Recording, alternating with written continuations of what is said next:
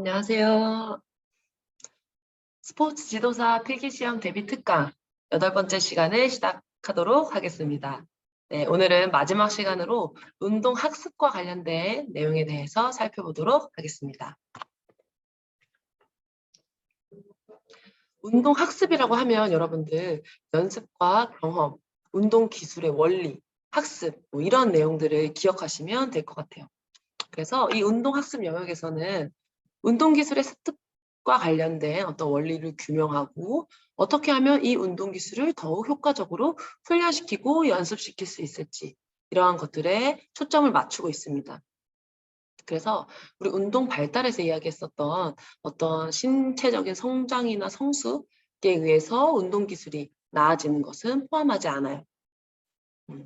그리고 이러한 운동 학습은 일련의 영구적인 변화, 잠깐 일시적으로 변하는 게 아니라 이 운동 기술이 영구적으로 이렇게 변화될 수 있는 그러한 내용을 포함하고 있습니다. 우리가 이 운동 기술이 영구적으로 변화가 되어야 운동의 학습이 일어났다고 하지, 그렇지 않으면 그건 학습이 일어났다고 하지를 않아요.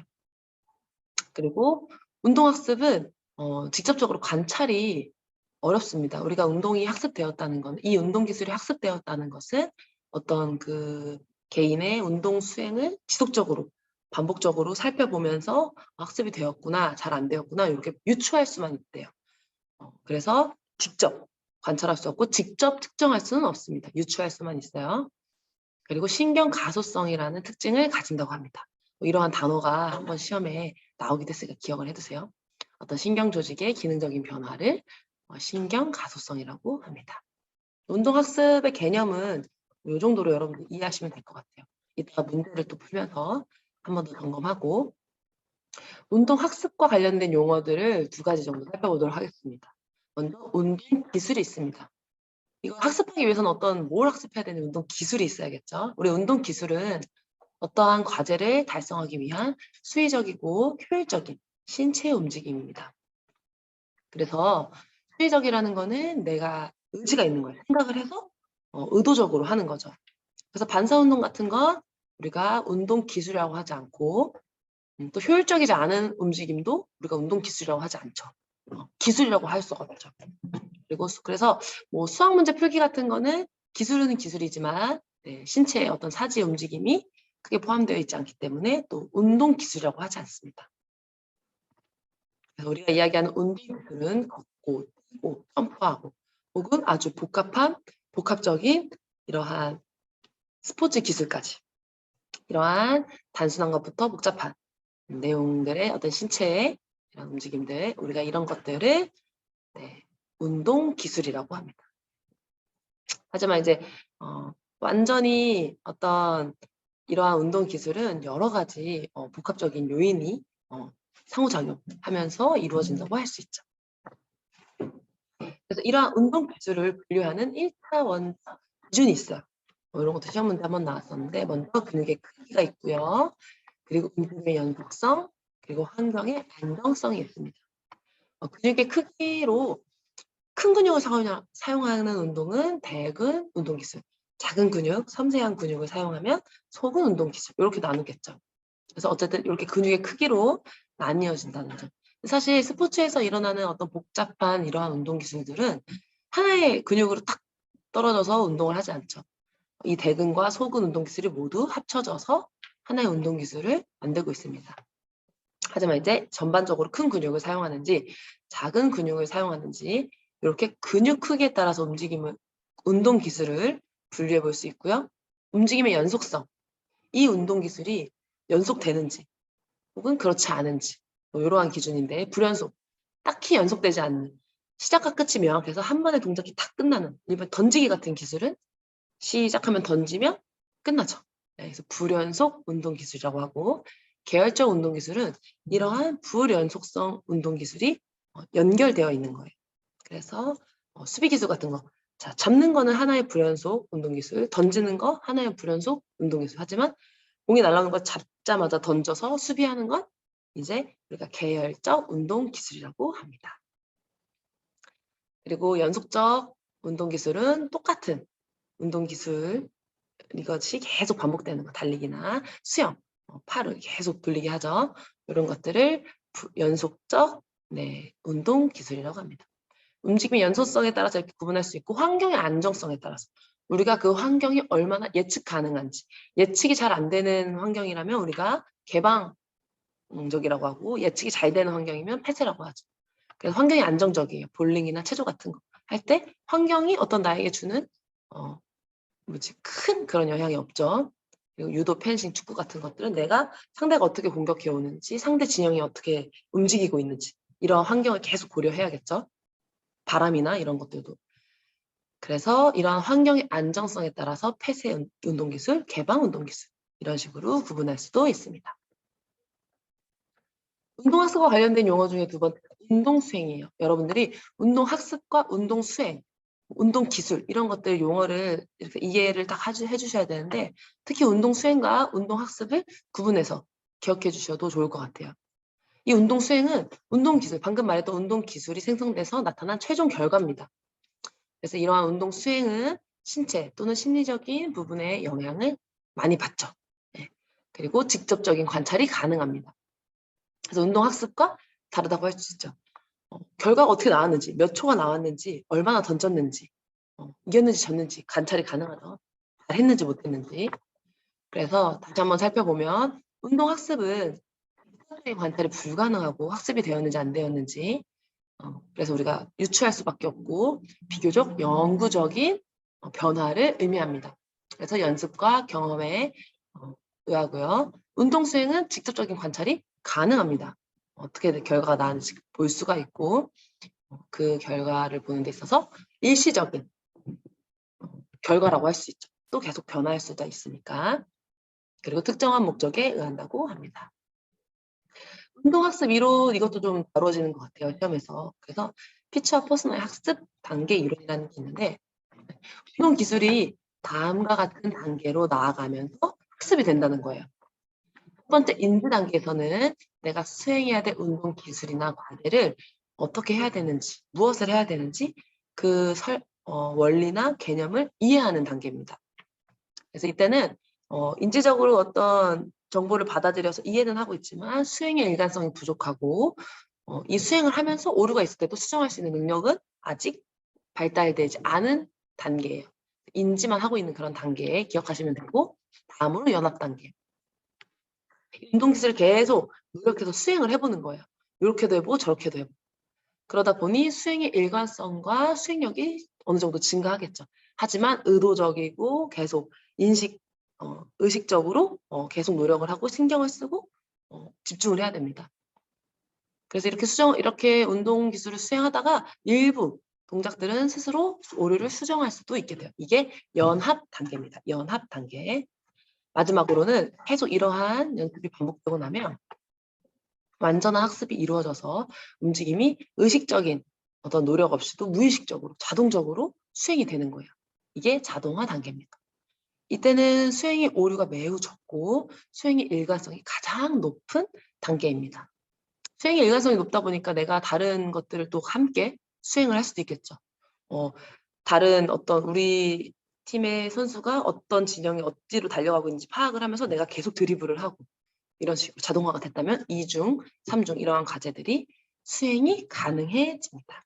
단계별로 어떤 특성을 가지는지 이해를 해주시고 운동기술을 어떻게 효과적으로 학습하는지 플러스 그 학습된 결과를 우리가 관찰하기 위해서 이 운동 기술을 측정하는 데도 굉장히 노력을 많이 기울이고 있어요. 이 영역에서는. 그래서 운동 기술을 측정하는 방법으로 두 가지 정도 개념을 여러분들 이해하시면 좋은데 전위 검사라는 게 있어요. 내가 학습했던 운동 기술의 어떤 내용이 다른 운동을 학습하는데 혹은 다른 환경에서 그것을 발휘하는데 잘 전이가 되어 있는지, 잘 전이가 되는지 그래서 그 운동 기술이 잘 발현이 되는지 도움이 되는지 이러한 것들을 살펴보는 게 전위 검사입니다. 그래서 이 전위에는 여러 가지 분류를 할 수 있어요. 전위는. 그래서 긍정적, 정적 전위가 있습니다. 사전에 학습된 내용이 후속에 학습할 내용들을 촉진한다면 우리가 긍정적으로 전이된다고 해요. 정적 전이라고도 하고 반대로 이전에 학습했던 결과가 뒤에 학습할 운동 기술을 방해해요. 뭔가 원리가 다르다거나 움직이는 방향이 다르다거나 속도가 다르다거나 그러면 방해가 일어나겠죠. 이것을 우리가 부정적 전이 부적 전이라고 합니다. 양측 전이라는 말도 있는데 잘 나오진 않지만 한쪽으로 훈련된 내 학습 기술이 내 몸의 반대쪽에서도 잘 나타나는지 이런 걸 양측 전이라고 하고 과제 내 전이는 과제가 어떠한 다른 환경에서도 변화되는 환경에서도 과제 내에 잘 전이가 되는지 그 과제가 계속해서 잘 나타나는지 보는 거고 과제 간 전이는 운동 기술이 다른데 그게 다른 종목에서도 이렇게 잘 과제 간 전이가 잘 돼서 도움을 주면서 잘 나타나는지 예를 들면 하키를 했던 사람들은 골프를 잘 칠 수 있다고요. 왜냐하면 그 스윙 궤적이 매우 유사하다고 합니다. 과제 간 전이가 잘 이루어지는 모습이라고 할 수 있고 야구를 했던 사람들은 이 스윙 궤적이 골프는 밑에서 위로 야구는 이렇게 그냥 회전으로 하는 스윙이라서 이 과제 간 전이가 잘 이루어지지 않는다고 합니다. 이러한 전이의 분류가 있다는 거 또 한번 기억해 주시면 좋을 것 같아요. 운동기술 측정하는 데 있어서 파지 검사를 하기도 합니다. 이 파지 검사는 이 운동 기술이 일정한 시간 이후에도 얼마나 잘 기억되고 잘 나타나고 있는지 좀 시간을 두고 검사해 보는 거예요. 그래서 잘 그때 하루가 지났든 일주일이 지났든 1년이 지났어도 잘 되고 있다면 파지가 잘 됐다고 우리가 이야기할 수 있겠죠. 이런 파지에 영향을 미치는 요인으로는 이건 짧게 하고 넘어가도 괜찮은데 운동 과제의 특성. 운동 과제가 복잡할수록 파지가 잘 된다고 해요. 왜냐하면 그만큼 더 많은 시간과 노력을 기울여서 연습을 했겠죠. 그러다 보니 당장 수행할 때는 좀 잘 수행력이 늘어나지 않지만 복잡한 운동 과제일수록 파지에는 영향이 효과적이고 환경의 특성도 환경의 특성이 잘 이제 안정적이면 변화하지 않고 안정적이면 수행은 당장 잘 돼요. 하지만 파지는 낮게 나타난다고 합니다. 그래서 어떤 적절한 환경을 자꾸 변화해서 제공할 필요가 있겠죠. 파지를 높이기 위해서는. 그리고 똑같은 기술을 똑같은 지도자가 가르치더라도 학습자의 특성에 따라서 이러한 전이나 파지가 또 달라질 수 있고 연습량. 처음에는 연습을 많이 할수록 파지에 도움이 되겠죠. 근데 일정 수준에 도달하고 나면 연습량에 비례해서 운동 기술이 늘거나 파지의 효과가 있지는 않다고 합니다. 그래서 어떤 운동 기술 수준에 따라서 이 연습량도 잘 조절을 해 주어야겠죠. 어쨌든 이러한 파지 검사가 있다는 거. 운동 기술을 일정 시간 이후에 검사해보는 파지 검사. 이러한 운동 기술을 이제 잘 학습시키기 위해서 어떤 연습을 구성하는데 다양한 기준을 적용해서 구분해서 이제 운동 기술을 연습합니다. 그래서 그런 프로그램들을 짜는 거죠. 시간을 기준으로 한다면 한 번에 많이 연습시키는 것을 집중 연습이라고 해요. 이렇게 기억하시면 될 것 같아요. 한 번에 많이 휴식을 짧게 주면서 하루에 많이 반복해서 하는 것을 우리가 집중 연습이라고 분산 연습은 반대로 하루에 조금씩 할당해서 내일 모레 금모레 그래서 3일 나누어서 만약에 3번 연습을 하는데 하루에 3번 다 하면 연습이라고 할 수 있고 이것을 3일에 나누어서 하면 분산 연습이라고 할 수 있겠죠. 그래서 집중, 분산 요거 시간 개념으로 생각해서 여러분들 외우시면 됩니다. 네. 모든 연습 방법이 그런데 일반적으로 조금 더 효과적인 운동 방법이 있지만 운동 과제나 학습자의 특성, 어떤 환경의 그런 준비된 그런 환경 영향 이러한 것들을 고려해서 이 연습 방법을 설계를 하셔야 가장 효과를 많이 볼 수 있다고 해요. 자, 처음에는 이 시간에 따라서 집중적으로 연습하는 거, 분산해서 연습하는 거 이런 게 있었고 종류에 따라서 이 종류를 어떻게 또 나눌 수 있냐면 운동 기술을 구획을 어떻게 하느냐. 그래서 구획을 하지 않고 처음부터 끝까지 쭉 그 운동 기술 처음에서 끝날 때까지 연습을 시키는 것을 전수법이라고 하고 일정 과제를 아주 좀 짧은 과제라도 우리가 이것을 구분해서 혹은 긴 과제를 구분해서 연습하는 걸 우리가 분수법이라고 합니다. 이렇게 전수법, 분수법 기억을 해주시면 좋아요. 이 전수법은 이제 한 번에 어차피 이제 운동 기술을 해야 너무 빠른 기술이라든가 도저히 구분할 수 없는 기술이라든가 이러한 것들을 할 때 유용하고, 이런 분수법은 좀 긴 과제를 연습할 때 부분 나누어서 연습을 하면 조금 더 효과적으로 연습을 할 수가 있다고 합니다.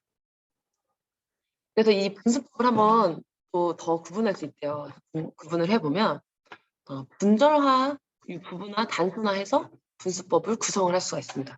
분절화라는 거는 어떤 무용이나 체조와 같은 연결된 동작 있잖아요. 하나의 프로그램처럼. 이 연결된 동작을 일정 텀이나 공간으로 구분해서, 일정한 간격으로 구분해서 연습시키는 것을 우리가 분수법의 분절화라고 해요. 그래서 이러한 분절화는 이렇게 연습을 할 수가 있습니다. 그래서 분절해요. 구분을 나누긴 나누는데 어떻게 나누냐? 각각 나누어서 각각 연습하고 쭉 한 번에 연습하는 걸 순수분수법. 각각 2번, 3번, 4번 나누는데 점진적 분수법이라고 해서 분절을 나누긴 나눴는데 1번하고 2번하고 합쳐서 3번으로 하고 다시 4번 연습하고 이걸 다 합쳐서 이렇게 점진적으로 요만큼 했다가 다시 요만큼 했다가 다시 요만큼 했다가 돌아와서 다시 요만큼 하고 요만큼 하고 이러한 것들을 우리가 점진적 분수법이라고 합니다. 또 분절화를 또 하는데 우리가 반복적 분수법으로 1번부터 2번, 1번부터 2번, 다시 3번, 다시 1번부터 4번 이런 식으로 반복적 분수법을 활용하기도 하죠. 어쨌든 전체 기술을 영역으로 나누는 것을 우리가 분절이라고 하고, 부분은 그 운동 과제에 포함된 하위 요소들을 각각 구분해서 보는 것을 우리가 부분화라고 해요. 배구에서 보면 이게 꼭 순서대로 연결되지는 않지만 하나의 전체적인 또 그런 프로그램은 아니지만 하위 요소들 각각이 있고 이런 것들을 구분하는 것을 우리가 부분화라고 합니다. 단순화는 운동 기술을 수행할 때 어떤 과제 요소들을 이제 감소시키는 것인데, 예를 들어서 우리가 타격을 연습하는데 투수가 던지는 공은 되게도 다양하잖아요. 그러면 피칭 머신을 가져다 놓고 과제 요소를 줄여서 연습을 하고, 피칭 머신보다도 더 단순하게 티 위에다가 공을 올려놓고 정지된 공을 내가 치는 연습을 할 수도 있겠죠. 이거는 단순화라고 합니다. 순서에 따라서도 나눌 수가 있어요. 일단은 분수법과 같이 이렇게 좀 기술들을 개별적으로 나누는 거를 우리가 구획 연습 혹은 분단 연습이라고 합니다.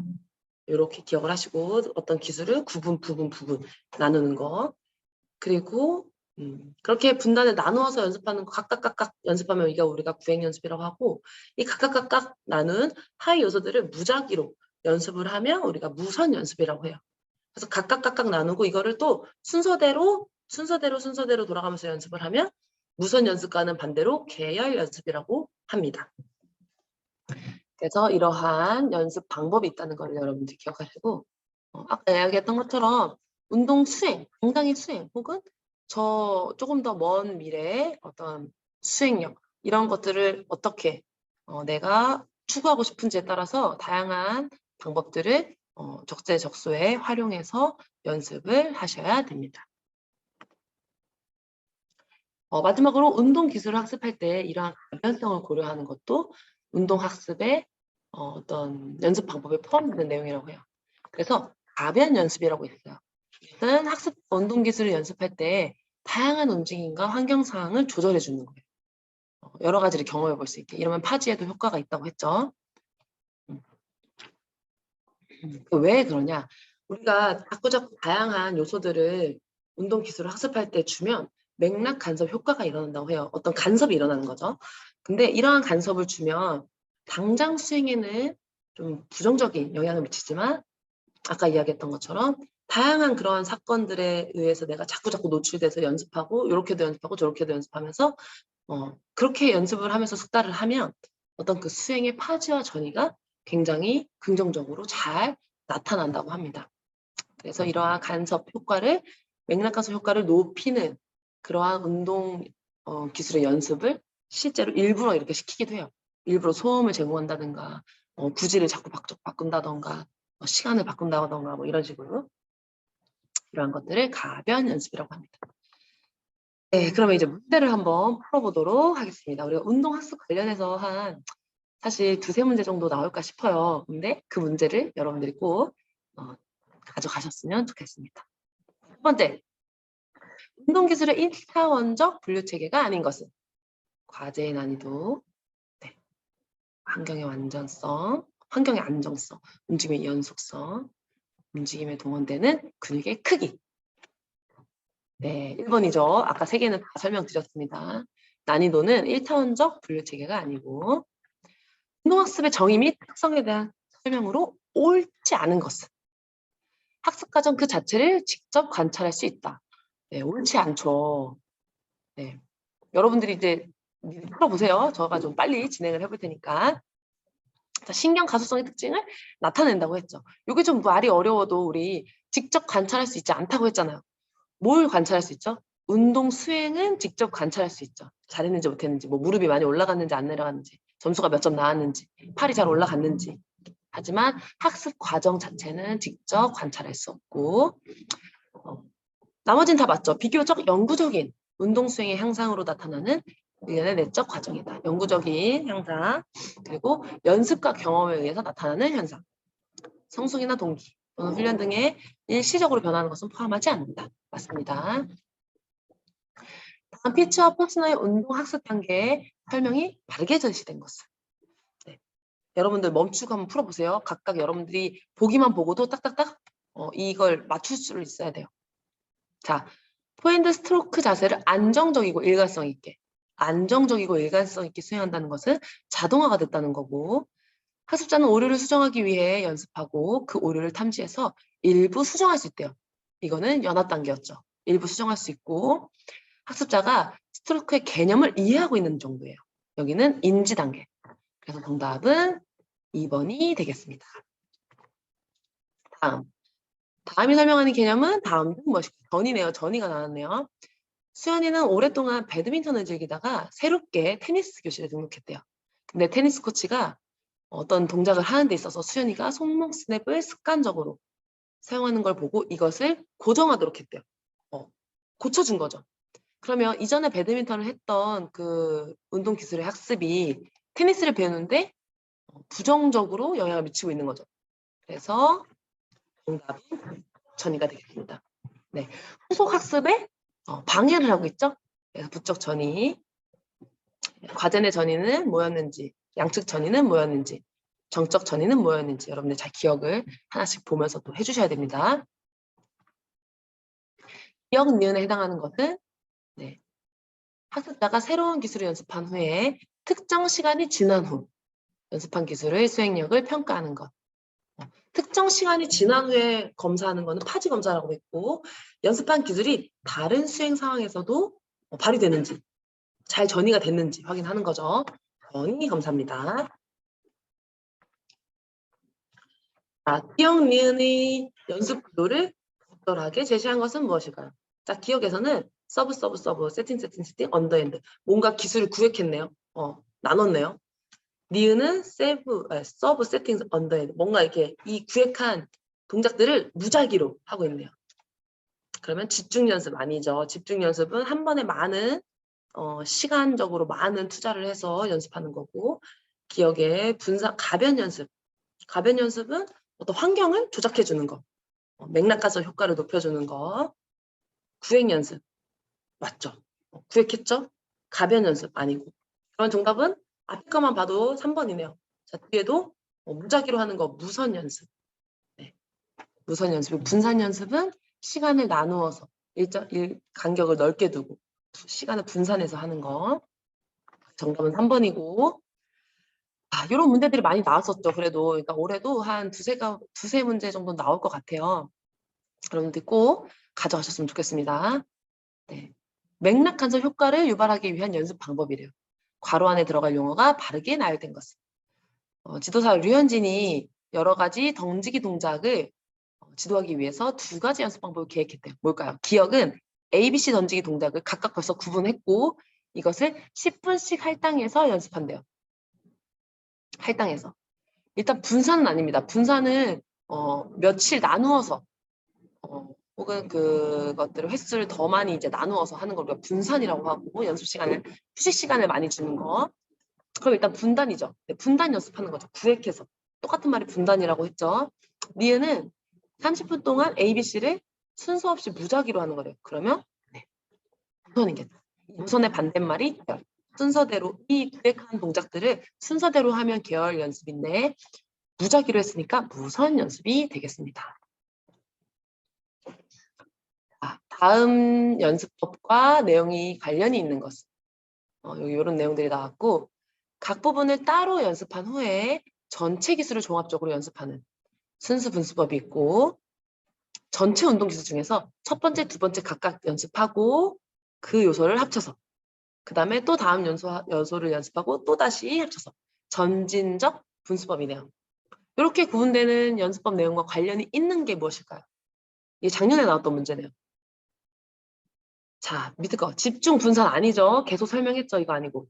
부분화, 분절화 이게 헷갈릴 수 있어요. 근데 부분은 각각의 운동 과제에 포함된 각각의 하위 요소들을 부분적으로 나누는 게 부분하고 분절화는 전체적인 프로그램이 있고 이거를 분절해서 나눈 다음에 다시 종합적으로 연습해야 되는 게 분절화죠.